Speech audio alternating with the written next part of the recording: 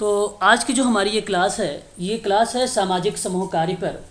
और ध्यान दीजिएगा और अपने आप का स्वमूल्यांकन करिएगा कि कितने प्रश्न आप सबके जो है इस समय आ रहे हैं। इन प्रश्नों में अपने आप से जवाब देने का कोई प्रयास करिएगा और साथ ही साथ प्रश्नों का जो पैटर्न है उसको समझने का भी प्रयास करिएगा आप सभी लोग। और group work community case work मैंने समाप्त कर चुका हूँ। उसी के संबंध में आज मैंने प्रश्न लिया है। कल की जो क्लासेस होंगी वो क्लासेस आप लोगों की जो है 3 से 4 क्लासेस हो सकती हैं। ध्यान रखेंगे, एक क्लास का जो टाइम मैं बता रहा हूँ वो 9 AM से लेकर 10 AM क्लास रहेगी कल की। ध्यान रखेंगे आप सभी लोग। और रिकॉर्डेड क्लासेस रहेगी, अदरवाइज़ अगर आप नहीं भी ज्वाइन होंगे तो वो क्लासेस आपको मिल जाएंगी। फिर उसके बाद एक क्लास आपकी रहेगी 12 बजे से, ठीक है, 12 PM से रहेगी, 1 PM तक क्लास चलेगी एक आपकी। और फिर उसके बाद आपकी एक क्लास रहेगी, मैं कल की क्लास का केवल शेड्यूल बता रहा हूँ आप लोगों को, 6:30 रहेगी PM आप सबकी।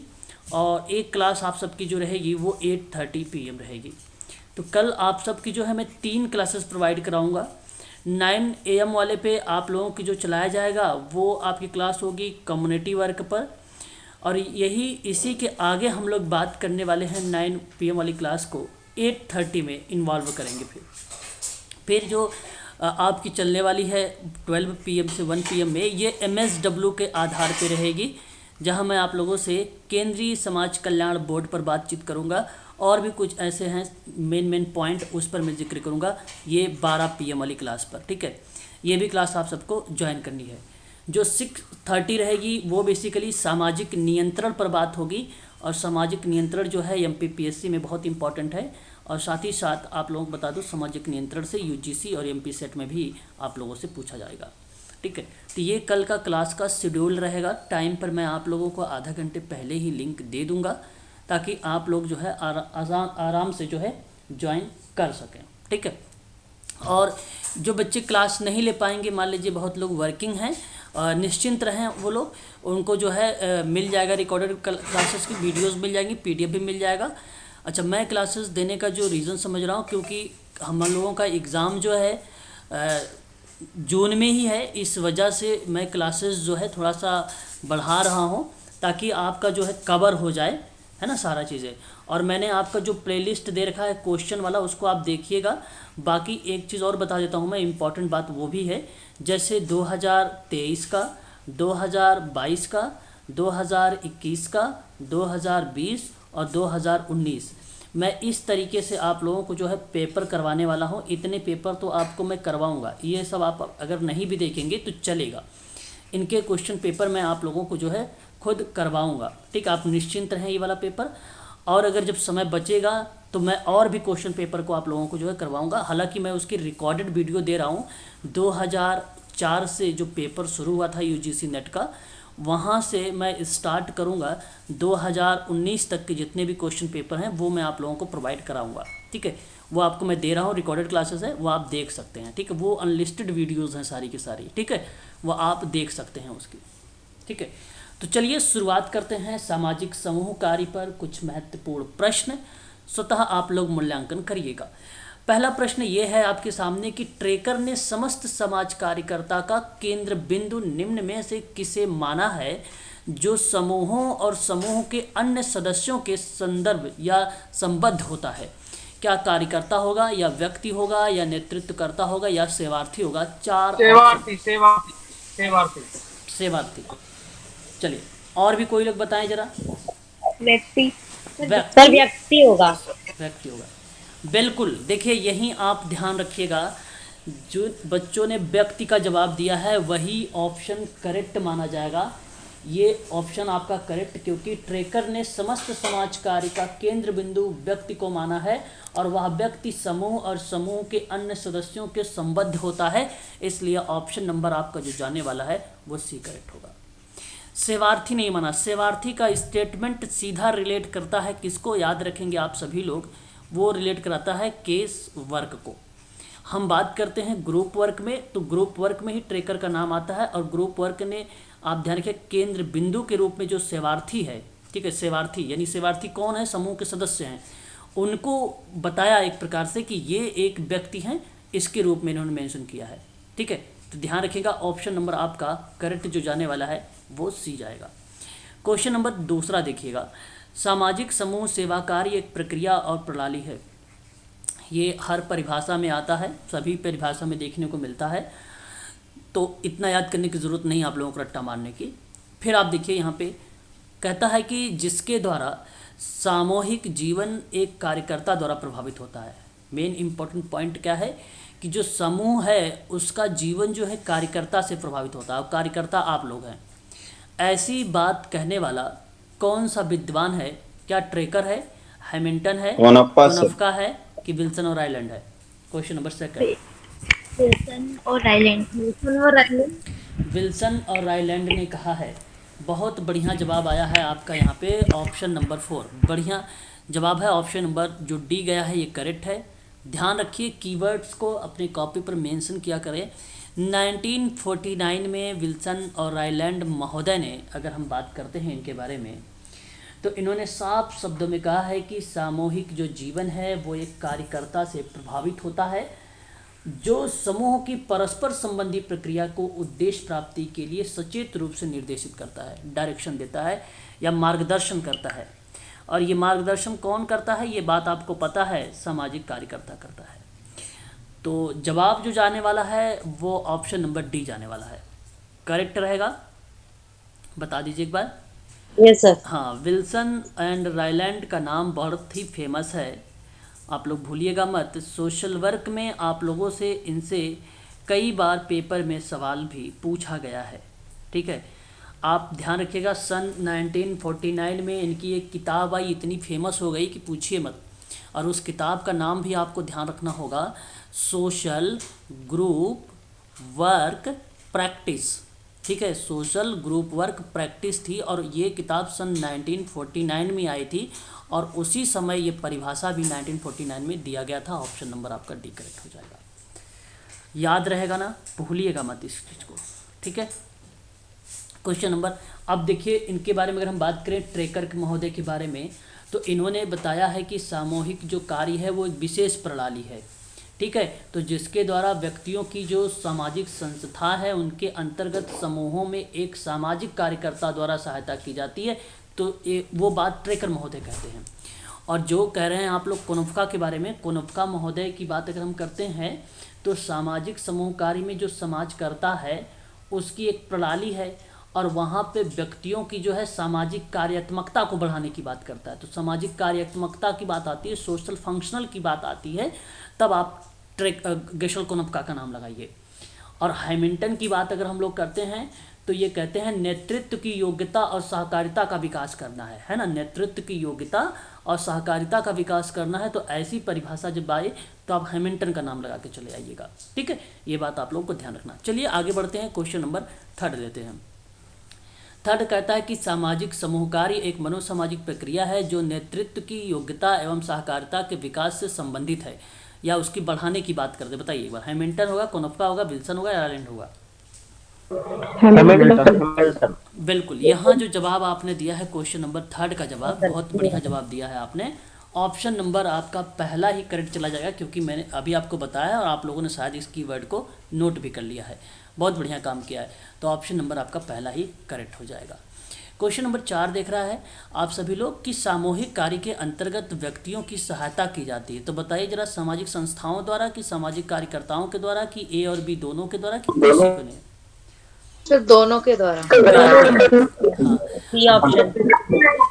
बिल्कुल आपने सही जवाब दिया है। मुझे सामाजिक समूह कार्य के संबंध में जो प्रश्न का जवाब आपने दिया है कि सामाजिक समूह कार्यकर्ता जो है व्यक्तियों की सहायता करता है, तो सामूहिक कार्य के अंतर्गत व्यक्तियों की जो सहायता की जाती है, तो सहायता करेंगे कैसे? तो मैंने देखो सामाजिक समूह कार्य के अंग बताए। कितने अंग होते हैं, कोई बताएगा मुझे? कितने अंग होते हैं? आरती मैडम बताइए, राजकुमारी। 4 अंक सर। नहीं, और देखिए कितना होता है बताइए, राजीव सर बताइए आप, कितने अंग होते हैं सामाजिक समूह कार्य के? नहीं पता यार, आप लोग को बताया तो था, अभी बताइए। 3 तो एक व्यक्ति, संस्था, हाँ, यहाँ पे आप ध्यान रखिएगा, एक आपका यहाँ पे समूह की भूमिका हो जाएगी, है ना, और यहाँ पे उसके बाद एक संस्था की भूमिका हो जाएगी और एक कार्यकर्ता की भूमिका हो जाएगी। अब प्रश्न आपको पूछा क्या है कि समूह तो है ही ऑलरेडी, तो समूह में बचे कितने अंग? 2 अंग, एक संस्था बच गया और एक कार्यकर्ता बच गया। देखिए जो कि दिया हुआ है, तो मैं आपसे कहूँगा कि ऑप्शन नंबर जो है 3 करेक्ट हो जाएगा, है ना। ध्यान रखेंगे, ये इम्पोर्टेंट क्वेश्चन है। अंग के रूप में आ सकता है, तो कभी कभी सहायता के रूप में भी आ सकता है। आपसे ऐसे भी पूछ सकता है कि कार्यकर्ता के द्वारा व्यक्तियों की सहायता की जाती है, तो अब फिर ऑप्शन में ये भी दो है, संस्था आ जाएगा, कार्यकर्ता वो आ जाएगा, समूह आ जाएगा, तब आप भी आपको वो ऑप्शन सही चला जाएगा। ध्यान रखेंगे, अच्छा प्रश्न था ये, क्वेश्चन नंबर 4। आगे बढ़ेंगे क्वेश्चन नंबर 5 पर। समूह कार्य प्रणाली की मूल विशेषताओं में जो शामिल है वो एलिमेंट है, यानी वो तत्व शामिल है। बहुत ध्यान दीजिएगा प्रश्नों पर। पहला आपसे कहता है कि बुनियादी समस्याओं का समाधान, बी आपसे कहता है सामाजिक स्तर पर सामंजस्य को स्थापित करना, सी कहता है लोकतांत्रिक प्रणाली पर आधारित कार्यविधि, डी कहता है उपर्युक्त सभी। सर सभी होंगे। यहाँ पे आपने क्वेश्चन नंबर 5 का जो जवाब दिया है, बिल्कुल आपने डी दिया। अब आप सुन लीजिए, ऐसे प्रश्नों में मैं आपको बता दूं, कूट आता है, अब आजकल ट्रेंड चल गया है, ट्रेंड। तो आपको बता दूं, मैं यहाँ पे आजकल उपर्युक्त सभी की जगह अगर आपसे लिख दिया जाए कि मनुष्यों के लिए समाज में समूह का होना अत्यंत आवश्यक है, ऐसा भी ऑप्शन डी में लिख सकता है, तो कूट लिखेगा तो आप बताइएगा ABCD करके, इस तरीके का प्रश्न आता है अप्लाइड टाइप में। और ये ऐसे प्रश्न आपको दिखेंगे, और वो दिखेंगे जून के माह में UGC नेट के, ठीक है, याद रखेंगे। ऑप्शन नंबर डी आपका फिर करेक्ट चला जाएगा। क्वेश्चन नंबर 6 देख लीजिए। सामाजिक समूह कार्य या सामूहिक समाज कार्य में जो सामाजिक संरचना है, जो सोशल की स्ट्रक्चर है, उनमें किसकी स्थिति जो है निर्धारित होती है?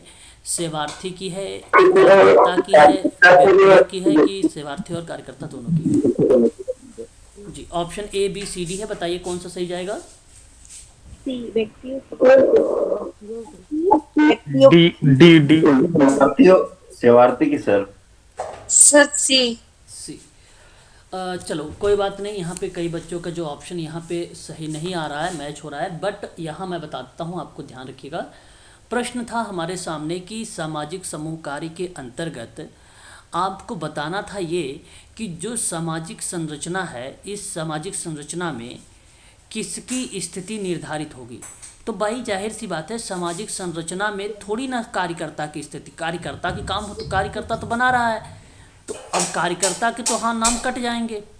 अब बात रही सेवार्थी की, तो सेवार्थी तो हमसे प्रश्न करता कि अगर भाई केस वर्ग पर है तो केस पर हम बात करते, परंतु बात तो यहाँ पे समूह कार्य की, तो समूह कार्य में इन्हीं को जो है, जो समूह के सदस्य होते हैं वो तो व्यक्ति के रूप में होते हैं, है ना। तो ये तो हम यहीं से समझ सकते थे कि यहाँ पर ये व्यक्ति की बात करता है ना। ये किसकी बात करता है? व्यक्ति की बात करता है। तो समूह संरचना में किसकी स्थिति निर्धारित होगी? वो व्यक्ति की होगी, ना कि सेवार्थी की होगी। अब बात रही कार्यकर्ता की, तो कार्यकर्ता देखो, कार्यकर्ता ये स्थिति बनाएगा। अब यहाँ पे प्रश्न हुआ कि संरचना में किसकी स्थिति निर्धारित हुई है, तो स्थिति बताइए किसकी निर्धारित होगी? तो व्यक्ति की तो होगी, है कि नहीं? जी सर। ऑप्शन नंबर सी ही करेक्ट जाएगा। बड़ा ही अच्छा सवाल था, केवल आप समझ नहीं रहे हैं। आप लोग प्रश्नों को इस बार जल्दी से जवाब मत दीजिएगा और बहुत ही ध्यान से समझिए, फिर जवाब दीजिएगा आप सभी लोग। क्वेश्चन नंबर आपके सामने 7 है, जल्दबाजी मत करिएगा, आराम से करिएगा। प्रश्न कह रहा है कि समूह समाज कार्य के संदर्भ में दिए गए विशेषताओं में से कौन सी एक विशेषता नहीं दर्शाता है। तो प्रश्न हमारे सामने नहीं से रिलेट किया गया है। अब ध्यान रखिएगा, विशेषता आपको पता है, आप सबकी भी एक विशेषता होती है, ठीक उसी तरीके से समूह कार्य की भी विशेषता होती है। तो पहला ऑप्शन कहता है कि समूह में सामान्य स्वार्थों की भावना होती है। दूसरा ऑप्शन कहता है कि समूह विशेष की सदस्यता जो है ऐच्छिक होती है, ऐच्छिक का मतलब सकारात्मक होता है। और फिर आपसे कहता है कि कार्यात्मक विभाजन होता है। और फिर डी कहता है कि समूह कार्य में सदस्यता ऐच्छिक नहीं होती है। D okay. इस बार आप लोगों ने बड़ा अच्छा जवाब दिया है। मुझे लग रहा है कि प्रश्न आपको इजी मिल गया। जो ऑलरेडी उसमें कह रहा था कि ऐच्छिक जब था सदस्यता पॉजिटिव के रूप में, तो यहाँ पे कहा कि सदस्यता ऐच्छिक नहीं होती है, ऐसा गलत कहना था और ये गलत जवाब आ गया। यहीं पर प्रश्न बन गया हमारा। क्वेश्चन नंबर 7 का डी वाला, तो जो कि ये नहीं होती है इसकी विशेषता। ठीक है, बहुत बढ़िया। अब ध्यान से सुनिएगा क्वेश्चन नंबर 8 को और बहुत ही सलीनता से आप इसका जवाब देने का प्रयास करिएगा। क्वेश्चन नंबर 8 आपके सामने है कि समूह कार्यकर्ता समूह में व्यक्तियों को एकत्रित करके उनकी समस्या का समाधान किया जाता है, तो क्या वो भागीकरण होगा, क्या वो एकाकीपन होगा, क्या वह पागलपन होगा, क्या वह मनोविकार होगा? बड़ा आराम से जवाब दीजिएगा। भागीकरण सर।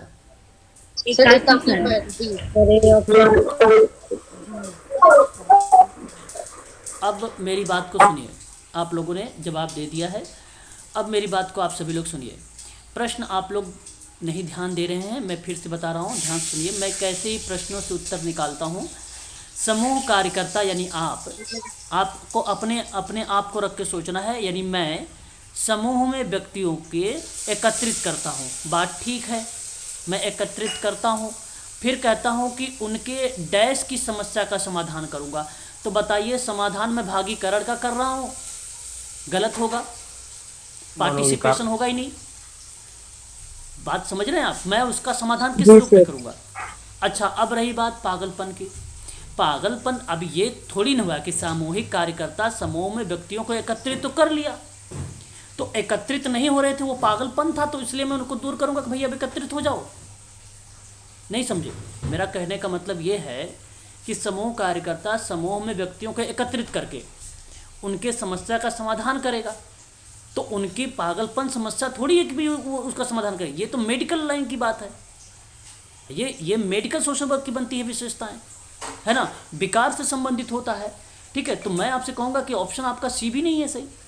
अब देखिए, मनोविकार का मतलब मेडिकल ही है, ये तो साफ शब्दों में दे दिया मेडिकल। अच्छा, मेडिकल लाइन, इसका मतलब ये नहीं कि मेडिकल लाइन में आपका समूह कार्यकर्ता नहीं काम करेगा, लेकिन अगर ये कहता कि कोई व्यक्ति जो है डिप्रेशन से, ठीक है, डिप्रेशन से क्या है, प्रभावित है, तो उस डिप्रेशन से प्रभाव के संबंध में अगर वो पूछता कि ये बीमारी कौन सी है, रीज़न क्या बन सकता था, तब हम कह सकते थे कि भैया वो मनोविकार का एक पार्ट था। लेकिन प्रश्न हमारे सामने बड़ा सरल था, आप समझने का प्रयास करिए। समूह कार्यकर्ता समूह में व्यक्तियों को एकत्रित करके उसकी एकाकीपन को दूर करता है। एकाकीपन का मतलब ये हुआ कि भाई अकेलापन जो है, जो अकेले रहते हैं, एकल में जो रहते हैं, उनको दूर करके समूह में लाने की बात कर रहा था उनको, और समूह में भागीदारी की बात कर रहा था। तो ऑप्शन नंबर बी करेक्ट जाएगा। क्या आप लोग इस बात से सहमत हैं? ये बी सही जाना चाहिए कि नहीं जाना चाहिए, बताइए एक बार। जी सर। बिल्कुल सही जाना चाहिए। क्यों राजीव सर बताइए? अलिनेश सर? हाँ सर। बिल्कुल, मैं आपको बता दूं, आप समझ लीजिए यहीं पे, जब कार्य और समूहों की संरचना की बात करते हैं हम लोग, है ना, तो उसके अंतर्गत हम अनेक संस्थाओं के विकास के रूप में जब देखते हैं तो आवश्यकताओं की पूर्ति का कार्य हम स्टार्ट करते हैं।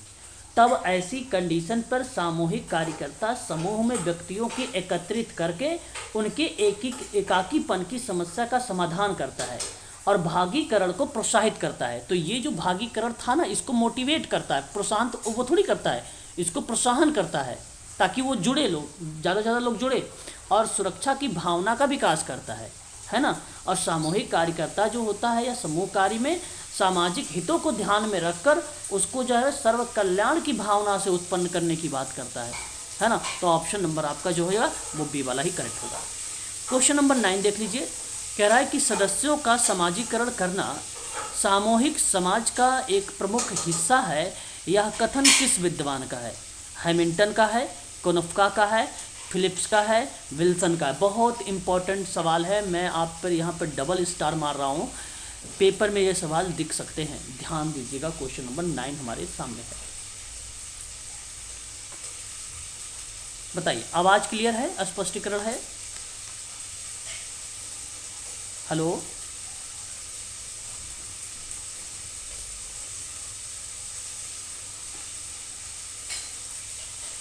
क्या हो रहा है? क्वेश्चन नंबर ओके, यहाँ पर आप लोगों ने जो 9 का झुकाव किया है, फिलिप्स पर झुकाव किया है, बहुत बढ़िया जवाब यहाँ आप सबका जाएगा। ऑप्शन नंबर सी ही करेक्ट रहेगा। फिलिप्स ने ही सदस्यों का सामाजिकरण करना समूह कार्य के अंतर्गत एक प्रमुख हिस्सा माना था, ये बात आपको ध्यान रखना है। ऑप्शन नंबर सी करेक्ट रहेगा। आप ध्यान रखेंगे कोनोफ्का के बारे में। कोनोफ्का ने कहा है सामूहिक अनुभव द्वारा सामाजिक कार्यात्मकता में वृद्धि करना। मैंने अभी आपको बताया भी था, ठीक है। तो ध्यान रखिएगा यहाँ पे सामाजिक कार्यात्मक या कार्यात्मकता, ये शब्द आप जरूर ध्यान रखेंगे। आपका करेक्ट जवाब यहाँ परंतु जो जाएगा वह ऑप्शन नंबर आपका सी जाएगा, फिलिप्स का नाम जाएगा, फिलिप्स का नाम जाएगा। आगे बढ़ेंगे, क्वेश्चन नंबर 10 लेंगे और बड़ा ही आसान सवाल है और ये फैक्ट पर आधारित है।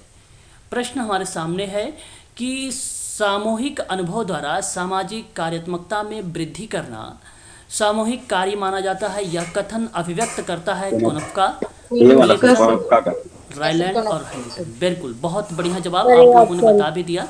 ऑप्शन नंबर जो गया है वो ए वाला करेक्ट गया है। कीवर्ड को आप लोग ध्यान रखेंगे, जब कोनोफ्का का नाम आता है तो सामाजिक कार्यात्मकता में वृद्धि की बात होगी, और जब सदस्यों की समाजीकरण करने की बात होगी तो फिलिप्स का नाम आएगा, ये बात ध्यान रखना है। और जब योग्यता और सहकारिता के विकास की बात होगी तो हैमिल्टन का नाम याद रखेंगे।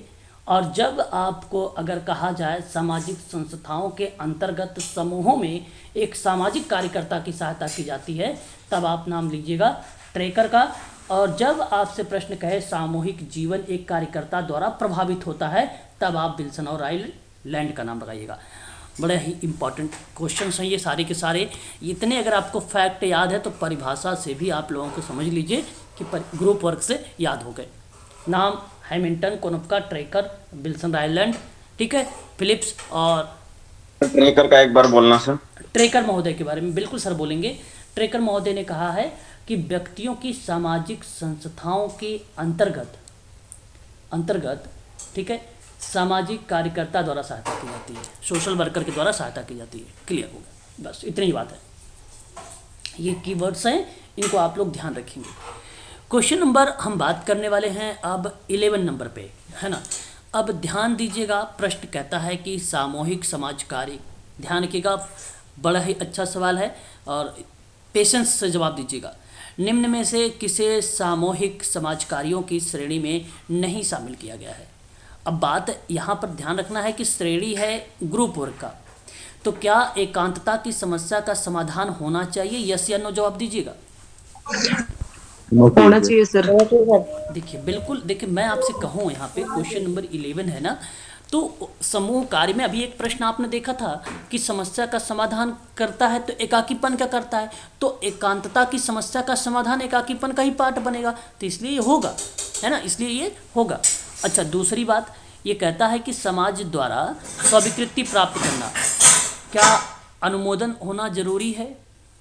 Yes sir. Yes sir. बिल्कुल करेक्ट हो जाएगा, जरूरी है सर। यानी बी भी करेक्ट हो जाएगा। फिर कहता है कि स्वहितार्थ की भावना से सोचने हेतु प्रेरित करना चाहिए। ये नहीं होगा सर।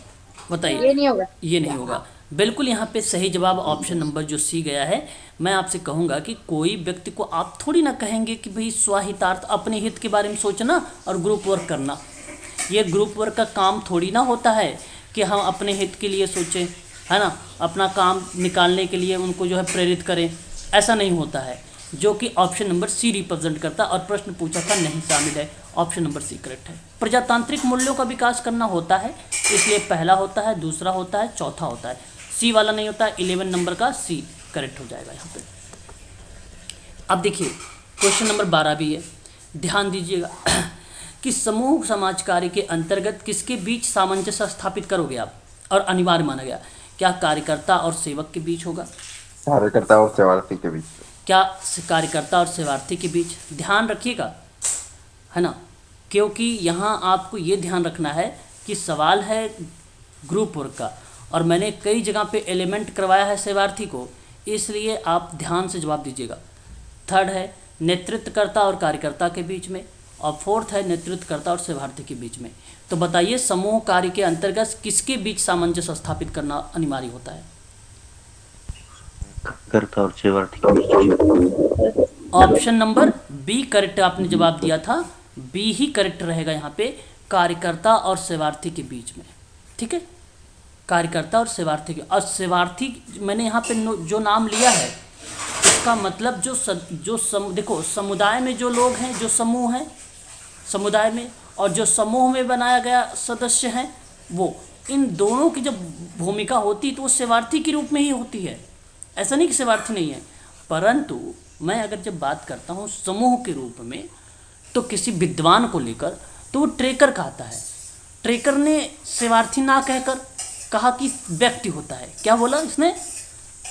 व्यक्ति बोला। हाँ, ये बात को ध्यान रखिएगा। तो ऑप्शन आपका जो जाने वाला है वो बी। आप लोगों ने सही जवाब भी दिया है। क्वेश्चन नंबर 13 देखिए, जो सामूहिक समाज कार्य है इसके अंतर्गत दिए गए प्रमुख लक्षण होते हैं।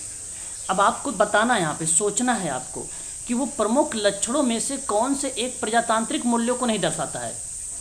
क्या समानता का या समान अवसर की बात करूँ तो ये दर्शाएगा, यस या नो? जी सर, दर्शाएगा। बिल्कुल दर्शाएगा। Yes sir. अगर हम बात करते हैं स्वतंत्रता को तो ये भी दर्शाएगा, दर्शाएगा और अभिव्यक्ति की स्वतंत्रता की बात करेंगे तो ये भी दर्शाएगा। अब आपसे कह रहा है कि अस्थायी रूप से निवास करने की स्वतंत्रता को दर्शाना, क्या ये दर्शाएगा प्रजातांत्रिक है ये अस्थायी रूप No, से sir. निवास ये करने वाला?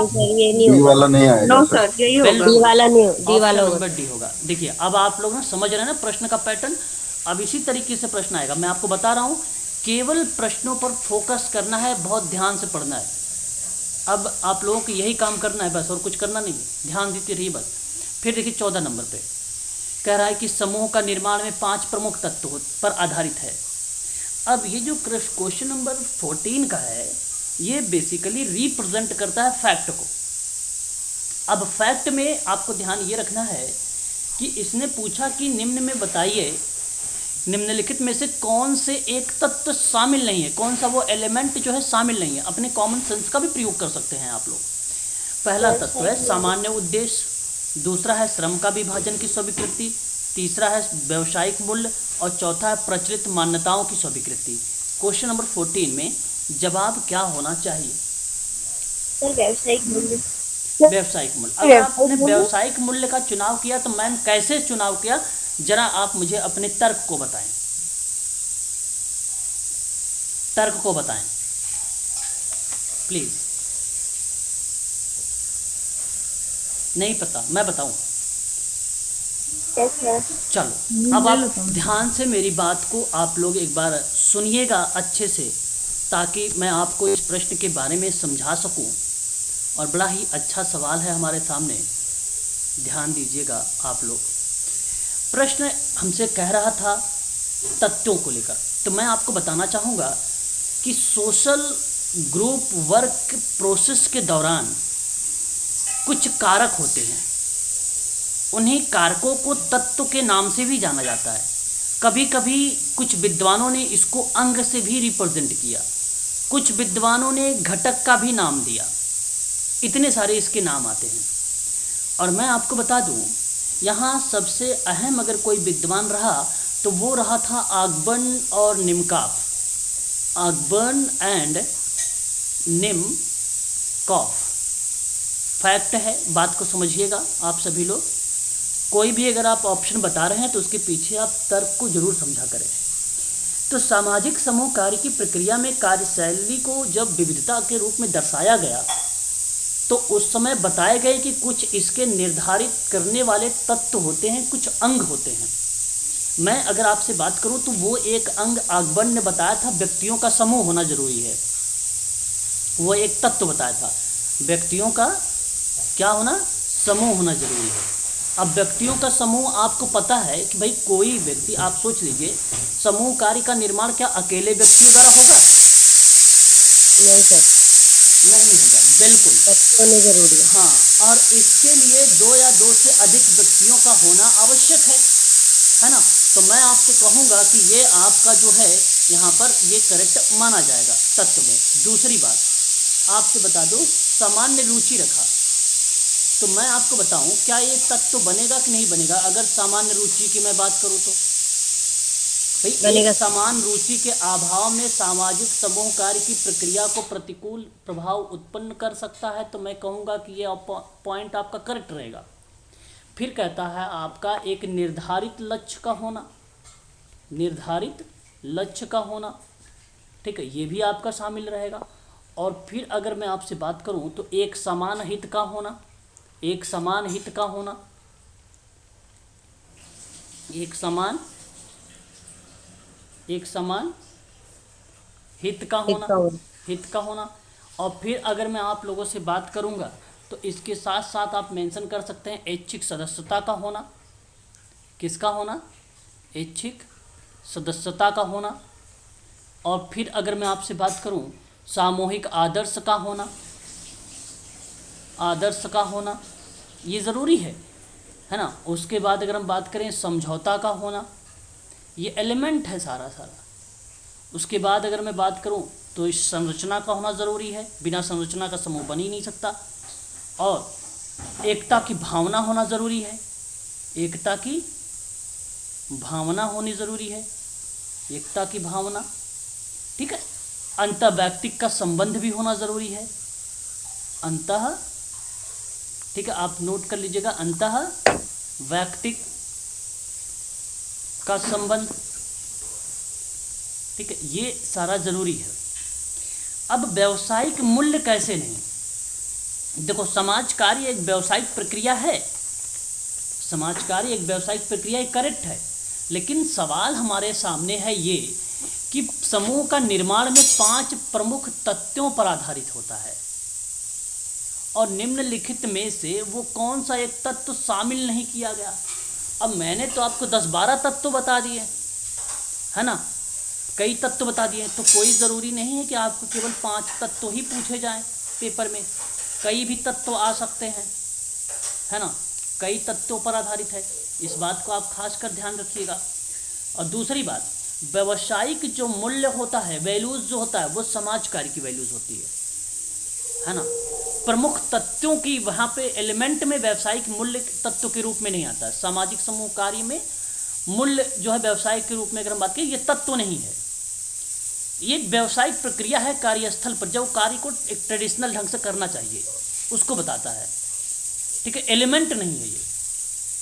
जैसे हम समाज कार्य करते हैं ना, तो समाज कार्य के अंतर्गत केस वर्क करें, ग्रुप वर्क करें, कम्युनिटी वर्क करें, तो वो व्यावसायिक प्रक्रिया है। अब आप सोचो कि ग्रुप वर्क के अंतर्गत आप सोचो कि वो एलिमेंट है व्यावसायिक मूल्य, तो ये गलत है, व्यावसायिक मूल्य नहीं। व्यावसायिक तो समाज कार्य प्रोफेशनल बन गया है ना, ये चीज़ें होती है। तो समाज कार्य दर्शन के अंतर्गत हम बात करते तो वहाँ पे वैल्यूज़ होती है, तो यह करेक्ट हो जाएगा आपका ऑप्शन नंबर सी, ये नहीं है ऑप्शन नंबर सी। चलिए, समझ में आ गया ना क्वेश्चन नंबर 14? अगर कोई डाउट है तो आप पूछें तो मैं बताऊं। आगे सर। चलो, बहुत बढ़िया। क्वेश्चन नंबर 15 देखिए कि जो एक निश्चित भौगोलिक क्षेत्र में रहते हैं वैसे समूह किस श्रेणी में आ जाएंगे? क्षेत्रीय में आएंगे कि प्रादेशिक में आएंगे कि हितों के प्रति आएंगे कि अंतर क्षेत्रीय में आ जाएंगे? किसके अंतर्गत आएंगे बताइए। क्वेश्चन नंबर 15 का जवाब क्या होना चाहिए? क्षेत्रीय समूह। सर डी क्षेत्रीय। डी वाला। अच्छा, आप यहाँ पे सी भी बता रहे हैं, डी भी बता रहे हैं, कई बच्चों का अलग अलग जवाब आ रहा है, परंतु 15 वाले का अगर किसी भौगोलिक क्षेत्र की बात करता है तो सिंपल सी बात है, वो एरियाज को रिलेट कर रहा है, क्षेत्रीय को रिलेट कर रहा है। किसको रिलेट कर रहा है? क्षेत्रीय समूह को रिलेट कर रहा है। इसलिए आप लोग ध्यान रखें, ऑप्शन नंबर जो जाने वाला है 15 का, वो ए वाला। जी, आवाज़ जा रही मेरी क्या? आ रही सर। ओके, तो 15 नंबर का जो सवाल है इसका सही जवाब जो जाएगा क्षेत्रीय समूह जाएगा, ऑप्शन नंबर ए करेक्ट हो जाएगा। किसी निश्चित भौगोलिक क्षेत्र में रहते हैं तो वैसे समूह को हम क्षेत्रीय समूह कहते हैं और यही करेक्ट हो जाएगा। भौगोलिक शब्द याद करना आप सभी लोग, भौगोलिक शब्द जब भी आएगा प्राथमिकता आप हमेशा क्षेत्रीय समूह को देंगे, ना कि प्रादेशिक को देंगे, ना ही हितों के प्रति जागरूकता को देंगे। ठीक है, याद रखेंगे आप सभी लोग इस चीज़ को। तो एक निश्चित भौगोलिक क्षेत्र हो गया। जैसे मैंने कहा कि अब आप लोग सुनिए, जैसे एमपी बहुत बड़ा है ना, एमपी के अंदर कई क्षेत्र आते हैं, विदिशा हो गया और भी चीज़ें हैं, है ना, आप लोगों को पता होगा एमपी में। तो मैंने अगर पार्टिकुलर मान लो उस एरिया की बात कर दिया तो उसको हम लोग क्षेत्रीय बोल देते। तो हमने निश्चित भौगोलिक क्षेत्र की बात किया है, तो वो निश्चित भौगोलिक क्षेत्र कौन सा है? वो क्षेत्रीय के अंतर्गत आ जाता है। तो हमें उसको डेवलप करना है ना। तो यहाँ पर सही जवाब जो जाएगा ऑप्शन नंबर आपका पहला वाला करेक्ट चला जाएगा, ध्यान रखेंगे। क्वेश्चन नंबर अगर मैं बात करता हूँ 16 नंबर पे कि हितों के प्रति जागरूक समूह, जिसका एक निश्चित संगठन होता है, तो निम्नलिखित में से कौन सा ऐसा संगठन है जो एक संगठन हित के प्रति जागरूक समूह में शामिल नहीं है? परिवार में नहीं होगा, कि पड़ोस में नहीं होगा, कि शरणार्थी में नहीं होगा, कि क्लब में नहीं होगा? शरणार्थी। शरणार्थी समूह सर। 16। आपने कहा शरणार्थी समूह, बहुत बढ़िया जवाब दिया है। ऑप्शन आपका जो जाने वाला है वो शरणार्थी ही समूह होगा, वो शरणार्थी ही समूह होगा, और यहाँ करेक्ट जवाब ऑप्शन नंबर सी होगा। तो प्रश्न ये था कि हितों के प्रति समूह, जागरूक समूह, ठीक है। अब जागरूक समूह की बात किया तो देखो, जागरूक समूह तो परिवार भी होगा, पड़ोस भी होगा, क्लब भी होगा, ठीक है, ये तीनों होंगे। फिर कहा कि निश्चित संगठन होगा, और निश्चित संगठन तो भाई सब में बनेगा।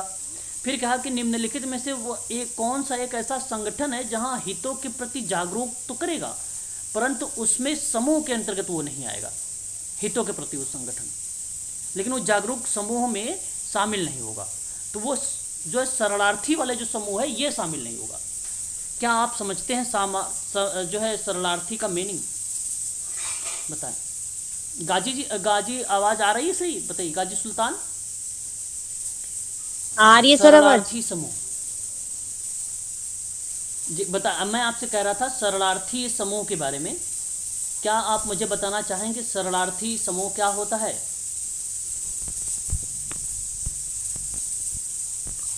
सर जो बाहर से आए हुए हैं ऐसे समूह सर। ओके, आपने कहा जो बाहर से आया वाला समूह है वो होता है।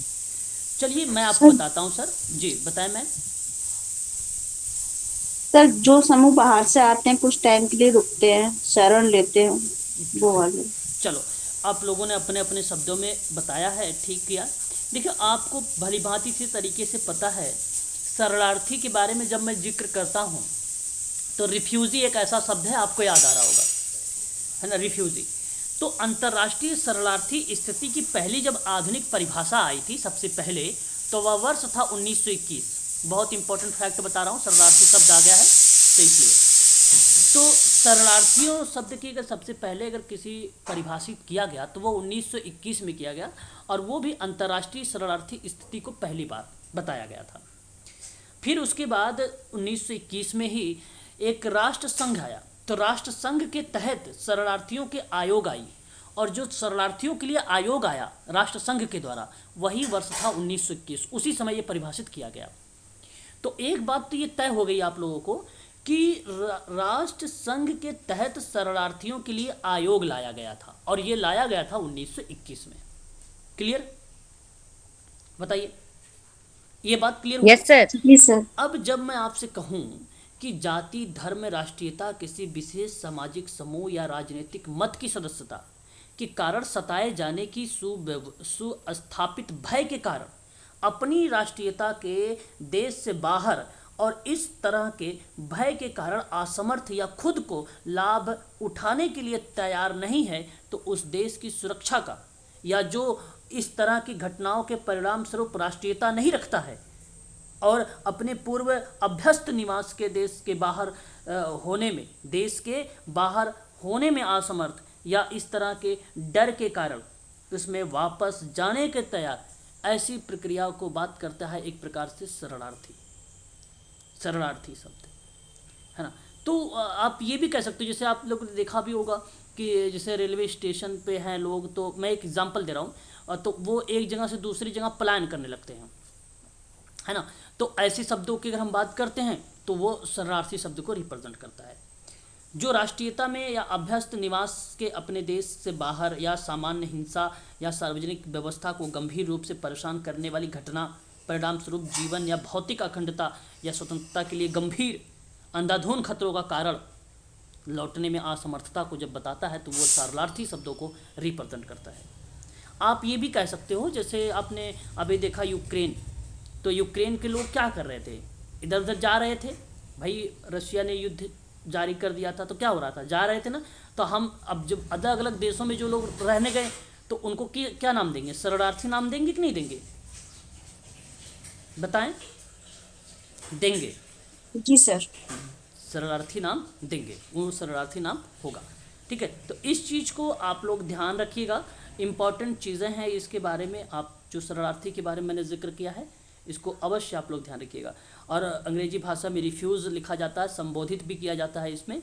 तो शरण में उपस्थित या असहाय, लाचार, निराश्रय तथा रक्षा चाहने वाले व्यक्ति या उनके समूह को हम लोग कहते हैं शरणार्थी समूह, है ना, शरणार्थी समूह।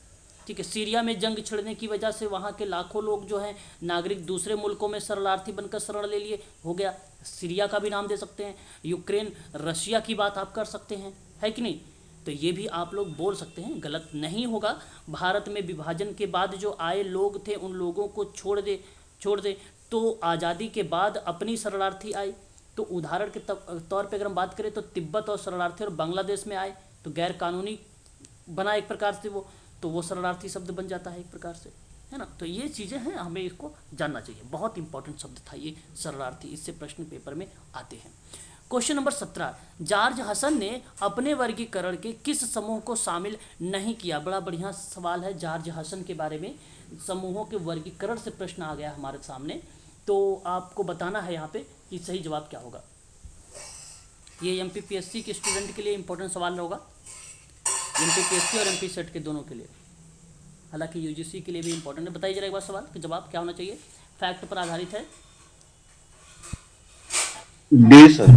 डी बिल्कुल सही जवाब आपने दिया सर। मार्क्सवादी कोई समूह के बारे में अगर चलो हाँ, अगर आपने सुना भी होगा, पढ़ा भी होगा, तो मैंने कई समूह के बारे में जिक्र किया था। तो मैंने मार्क्सवादी कोई समूह होता नहीं, है ना।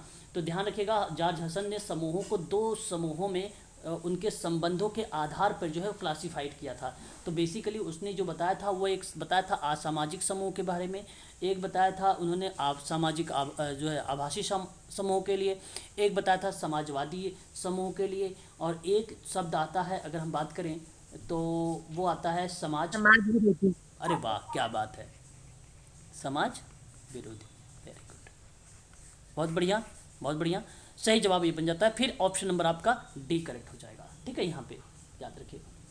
आगे बात करेंगे, सामाजिक कार्यों में सिर्फ स्वार्थपूर्ण भावनाओं से संलग्न समूहों को कहा जाता है पूंजीवादी समूह, आभासीय समूह, समाजवादी समूह, असामाजिक समूह। क्या नाम आप देना उचित समझेंगे जहां स्वार्थपूर्ण भावनाओं को संलग्न किया गया है, बताइए। सर आभासी समूह। आभासी समूह सर। बिल्कुल, ये आभासी जो समूह होता है ना, ये बेसिकली स्वार्थपूर्ण भावनाओं को संलग्न करता है ना, संलग्न करता है। यहाँ आप ध्यान रखिएगा। और जब हम बात करते हैं असामाजिक समूह को, तो उन समूहों को कहते हैं जो समाज का भाग तो होते हैं लेकिन समाज कार्यों में रुचि नहीं लेते हैं, तो उनको हम लोग असामाजिक समूह कह देते हैं, है कि नहीं। क्वेश्चन नंबर कौन सा गया, हाँ ये। और फिर उसके बाद अगर हम लोग बात करते हैं तो हमारे सामने एक शब्द आता है पूंजीवादी समूह। पूंजीवादी समूह तो आपको पता होगा, पूंजीवादी समूह में आप कार्ल मार्क्स के बारे में सोच सकते हैं, वो समूह का पार्ट बनता है। फिर समाजवादी अगर हम बात करते हैं तो समाजवादी समूह का उल्लेख भी हमें देखने को मिलता है, परंतु किस तरीके के मिलता है बताना चाहेंगे आप समाजवादी समूह के बारे में, बताएं जरा एक बार। समाजवादी समूह प्लीज बताएं। अरे लोगों के कल्याण के बारे में सोचते हैं। ओके, चलो मैं आपको बताता हूँ। फिर देखिए, जो समाजवादी समूह होता है उसमें अगर हम जिक्र करते हैं तो आपने नाम एक सुना होगा लेबर पार्टी के बारे में, लेबर पार्टी। अच्छा आपको बता दूं, आज जो है लेबर डे है, 1 मई को कौन सा दिवस मनाया जाता है, मजदूर दिवस। हाँ मजदूर दिवस मनाया जाता है। और ये बात आप लोगों को ध्यान भी रखना है ना, याद रखना है। लेबर डे कितनी तारीख को मनाया जाता है, तो 1 मई को मनाया जाता है। तो बेसिकली जो समाजवादी या अभियान समूह होता है वो श्रम सांसदों का एक समाजवादी अभियान है, जिसे अभियान समूह के रूप में भी हम जानते हैं। बेसिकली यहाँ जो इसका जब गठन हुआ तो लेबर पार्टी के उप नेतृत्व चुनाव के बाद तो वो 1982 में गठन हुआ था। तो 1982 यानी 1982 में क्या गठन हुआ है, तो लेबर पार्टी, तो लेबर पार्टी के अंतर्गत जो है ये प्रक्रिया जो है संचालित की गई थी। तो आपको ध्यान रखना है, एक फैक्ट मैं दे रहा हूँ, समाजवादी अभियान समूह, समाजवादी अभियान समूह की स्थापना कब हुई है? तो 1982 में हुआ है, 1982 में हुआ है, ठीक है। और इसके जो अध्यक्ष रहे हैं उनका नाम है डेनिस स्किनर और ज़राह सुल्ताना, ठीक है। याद रखेंगे ये नाम आप लोगों को ध्यान रखना है, काफ़ी इम्पोर्टेंट है इसके बारे में, ठीक है, ध्यान रखेंगे। आगे बढ़ेंगे और नेक्स्ट क्वेश्चन का हम लोग देखेंगे। समनर ने समूहों की वर्गीकरण का मुख्य आधार जो है अनुशासन, घनिष्ठता, सामाजिक दूरी, बी और सी। क्या जवाब आप सही बताएंगे यहाँ पे समनर के बारे में? सर बी और सी। बी और ए और जी। सामाजिक बिल्कुल, यहाँ आपने जो क्वेश्चन नंबर 19 का जवाब डी दिया है, ये करेक्ट जवाब दिया है आपने। ऑप्शन नंबर बी यानी घनिष्ठता को भी शामिल किया है और सामाजिक दूरी को शामिल किया, और इन्हीं के आधार पर ना समस्त समूहों को 2 भागों में डिवाइड कर दिया समनर ने। जानते हैं क्या क्या नाम उसका है? एक अंतः समूह है। कौन सा समूह है? बाह्य समूह। एक अंतः और एक और बाह्य समूह। बाह्य समूह। वेरी गुड, बहुत बढ़िया जवाब आया आपका, ये आपको ध्यान रखना है। और जो अंतः समूह होता है सर, उसमें सदस्यों के जो है मध्य अपनत्व की भावना पाई जाती है। बात को ध्यान रखेंगे, अपनत्व की भावना होती है। और जो बाह्य समूह होता है सर, वो वी फीलिंग को रिप्रेजेंट करता, सॉरी दे फीलिंग को रिलेट करता है, यानी वे शब्द को रिलेट कराता है ना, वे शब्दों को रिलेट कराता है। तो यहाँ पर आप लोगों को ध्यान रखना है इस शब्दों के बारे में भी थोड़ा सा, ठीक है। तो ये बात समनर का आता है। समनर की एक किताब थी जिसका नाम था फोकवेज, आपको पता होगा है ना, क्या नाम था उसका? फोकवेज। फोकवेज को इन्होंने क्या बोला था? जन रीति बोला था। क्या बोला था? जन रीति बोला था। और जन रीति की जो किताब आई थी वो 1906 में आया था। ये बात मैंने आप लोगों को शायद पहले भी बता चुका हूँ, है ना। चलो आगे बढ़ें, बताइए, ध्यान रखा करें सारी चीज़ों। क्या आवाज़ जा रही मेरी?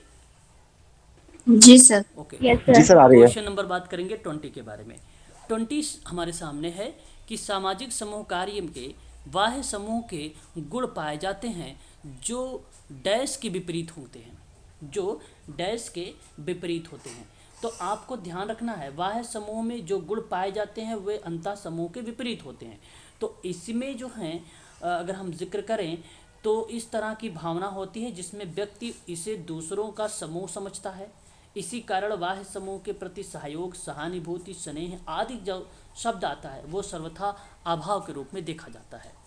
तो आपको बताना था यहाँ पे, तो आप मुझे बताएं जरा कौन सा ऐसा गुण है जो विपरीत है? बी। बी। अंतः समूह। ओके, आपका यहाँ बताया अंतः समूह, बिल्कुल सही जवाब।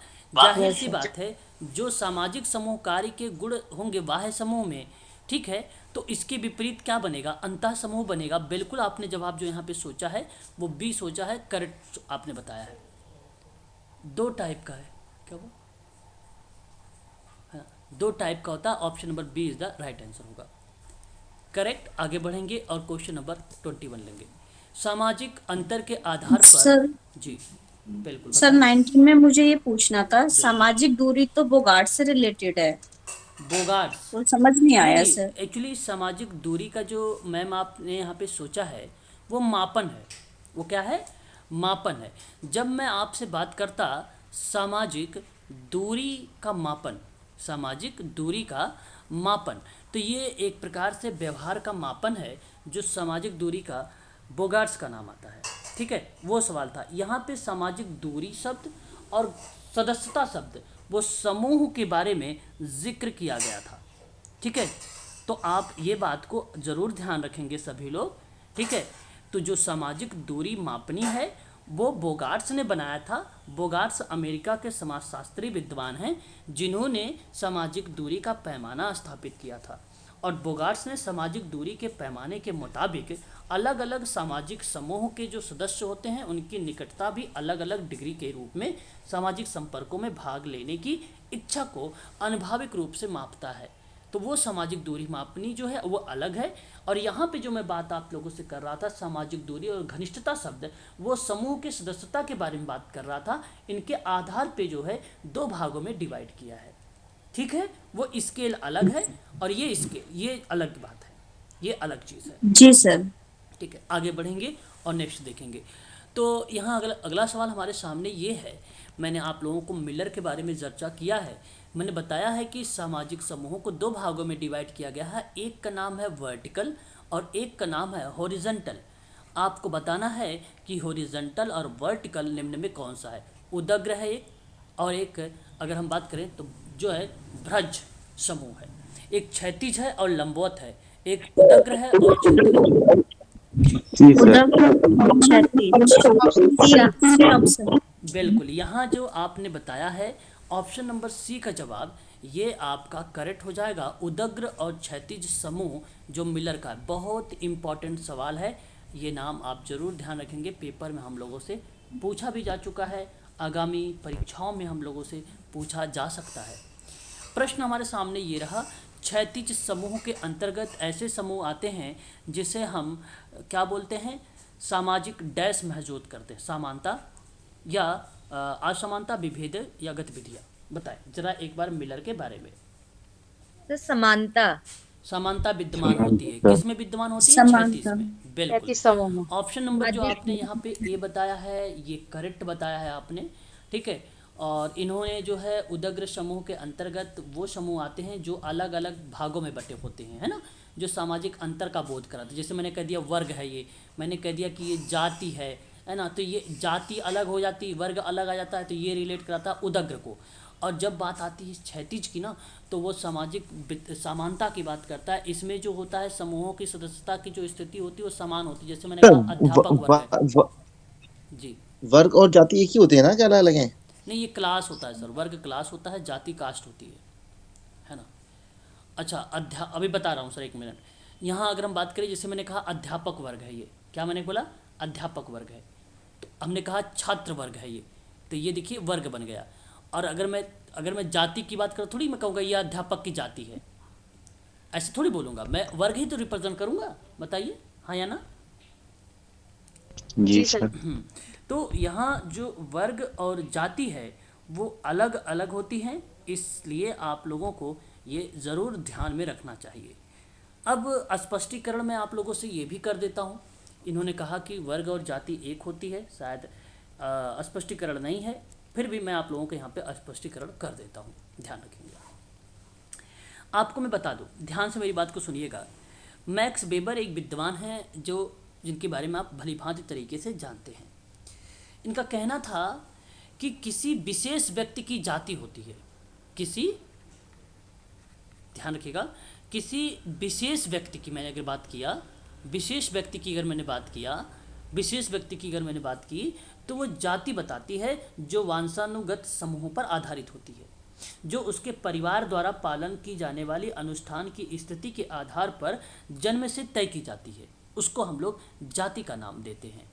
परंतु जब मैं वर्ग की बात करता हूँ तो किसी व्यक्ति का वर्ग जो उसके जीवन के बाद के भाग में उस व्यक्ति के द्वारा अर्जित स्थिति को रिलेट कराती है।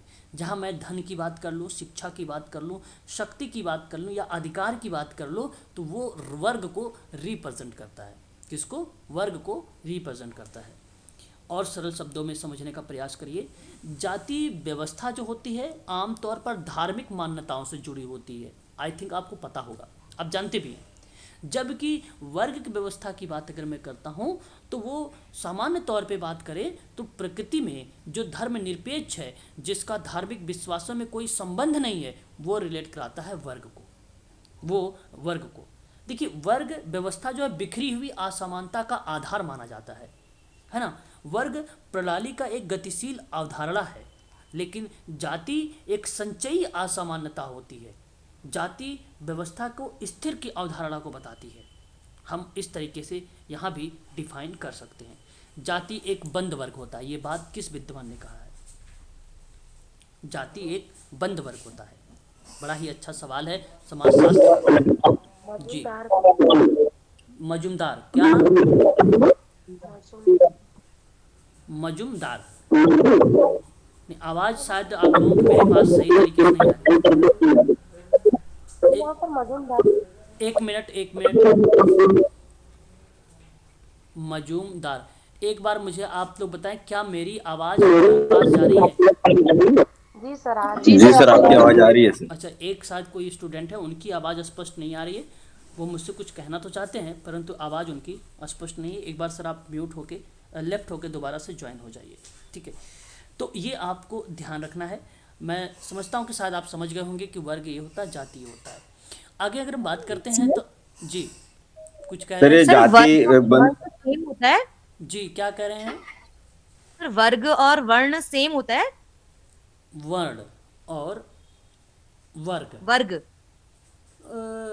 वर्ण, हाँ आप सेम कह सकते हैं, ठीक है। वर्ण और वर्ग, है ना, कह सकते हैं, ठीक है। Okay sir. अच्छा, यहाँ आपको ध्यान रखना। हाँ सर, आप क्या कह रहे थे सर? कोई और भी थे, बताइए आप क्या कह रहे थे? सर ये जाति एक बंद वर्ग है, किसने बोला था सर? मजूमदार ने? जी, मजूमदार ने, जी, ठीक है। चलिए आगे बढ़ते हैं और नेक्स्ट सवालों पर चर्चा करते हैं। सवाल हमारे सामने ये रहा कि स्कूली के द्वारा जो समूह क्लासिफिकेशन है, प्रारंभिक समूहों में किसे शामिल नहीं किया। अब ध्यान रखेंगे, उदाहरण के रूप में आता है हम लोगों से, ध्यान दीजिएगा जी। एक सर ऑप्शन डी विद्यालय।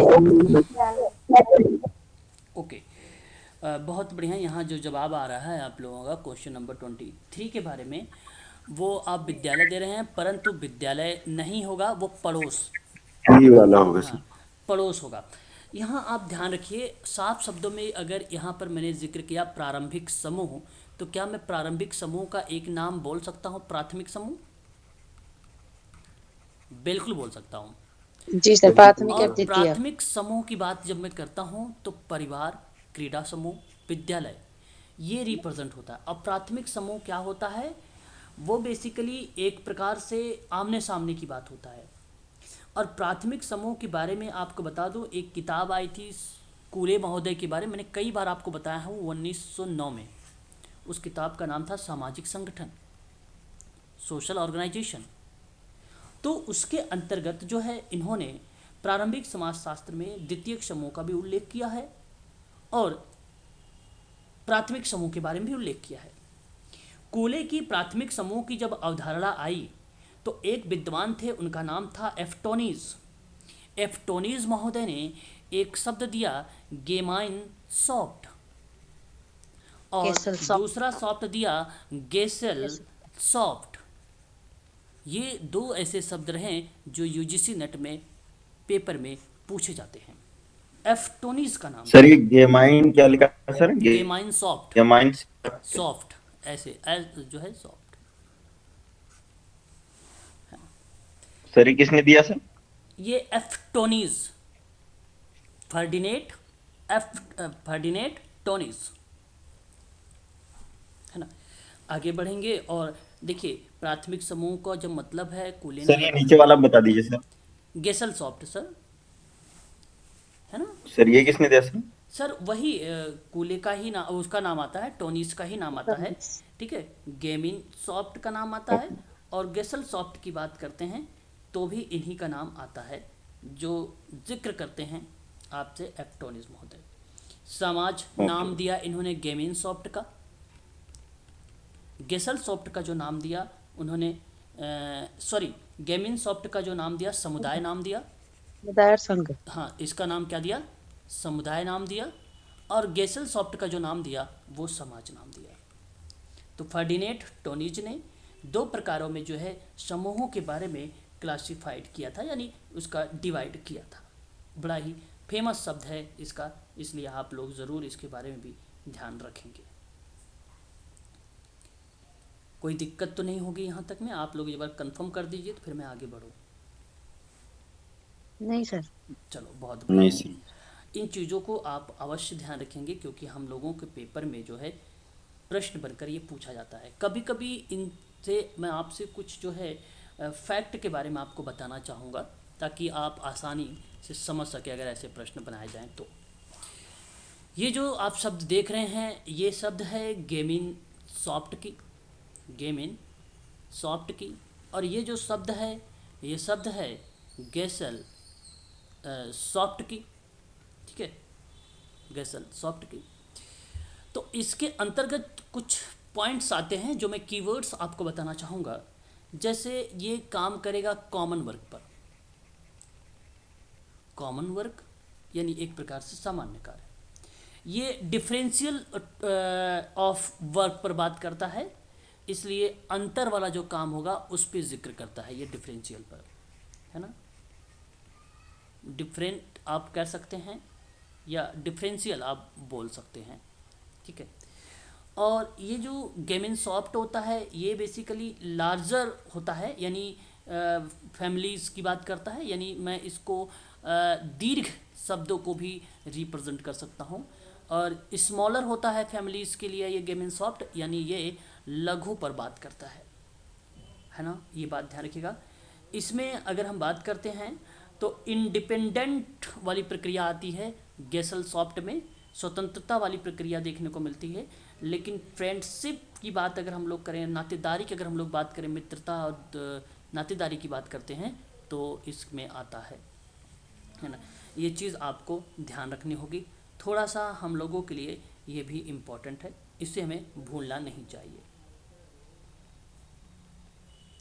बताइए एक बार, ये चीज़ें स्पष्ट हुई? एक बार बताइए। जी सर। जी सर। अब इसके अंतर्गत और भी चीज़ों को समझने का हमें प्रयास करना चाहिए क्योंकि हमारे लिए इम्पोर्टेंट टॉपिक है। जो गेमिन सॉफ्ट होता है, जो गेमिन सॉफ्ट होता है वो समुदाय को रिप्रेजेंट करता है, ये मैंने अभी आपको बताया है। और जो गेसल सॉफ्ट होता है वो संघ को रिप्रेजेंट करता है या समाज को रिप्रेजेंट करता है या कंपनी को रिप्रेजेंट करता है, ये बात आपको पता है। समुदाय के रूप में जब हम कोई जिक्र करते हैं तो इसकी बात आती है, जब हम समाज के रूप में किसी चीज़ को अनुमोदित करते हैं तो इसकी बात आती है, गेसल सॉफ्ट की बात आती है। भावनाएं हो या सामाजिक संबंध हो या अंतःक्रिया शब्द हो, क्या क्या, भावना, सामाजिक संबंध और अंतःक्रिया, तो ये किसको रिप्रेजेंट करेगा? गेमिन सॉफ्ट को। किसको? गेमिन सॉफ्ट को। और जब बात हम करें तर्क संगतता की, किसकी? सर पूरा भावना सामाजिक सम हाँ, भावना, सामाजिक संबंध, जो है अंतःक्रिया, तर्क संगतता की बात करते हैं तो वो गेसल सॉफ्ट बताता है। देखो यहाँ पे निहित इन्वॉल्व नियम तो है ना, परंतु अस्पष्ट नहीं है। लेकिन इसमें जो है नियम जो है अस्पष्ट है, ठीक है। ये ग्रामीण में किया जाता है ना। परस्पर समाज में बात करता है ये छोटे पैमाने पर।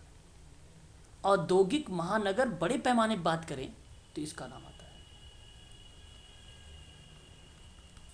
बड़े पैमाने पर, ठीक है। ये बात ध्यान रखिएगा। तो मैंने गेमिन सॉफ्ट और गेसल सॉफ्ट के बारे में जिक्र किया है यहाँ पे, यहाँ गेमिन सॉफ्ट और गेसल सॉफ्ट, ठीक है।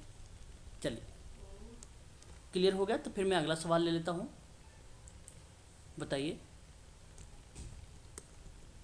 हेलो, हाँ बताइए। 24, प्राथमिक समूह निम्न में से किसका प्रमुख केंद्र माना जाता है जो एक लघु समूह का समान होता है, लघु समूह के समान होता है?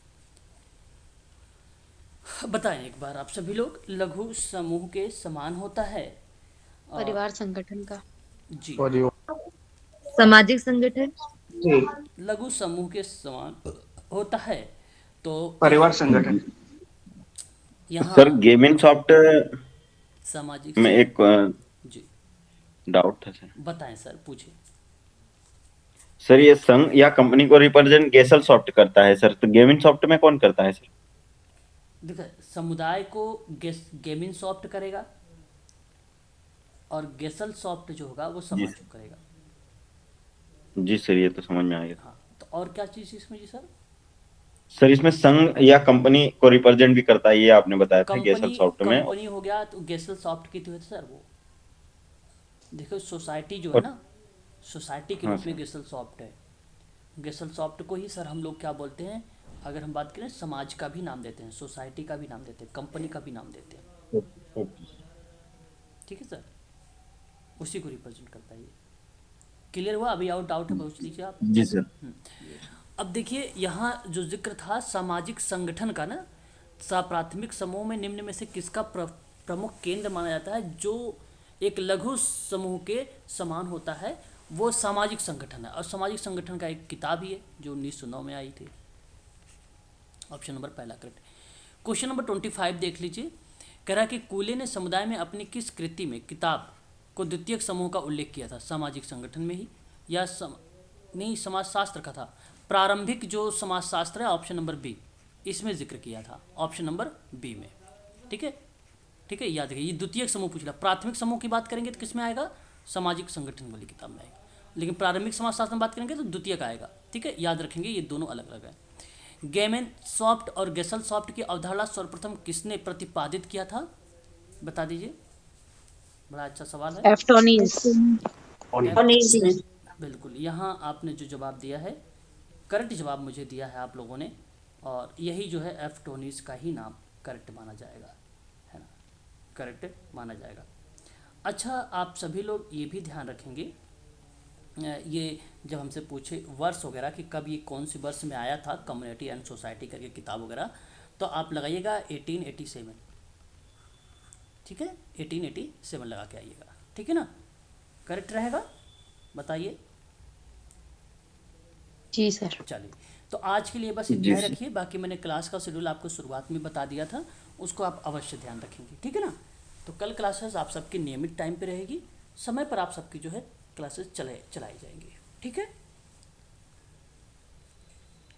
जी सर। कोई डाउट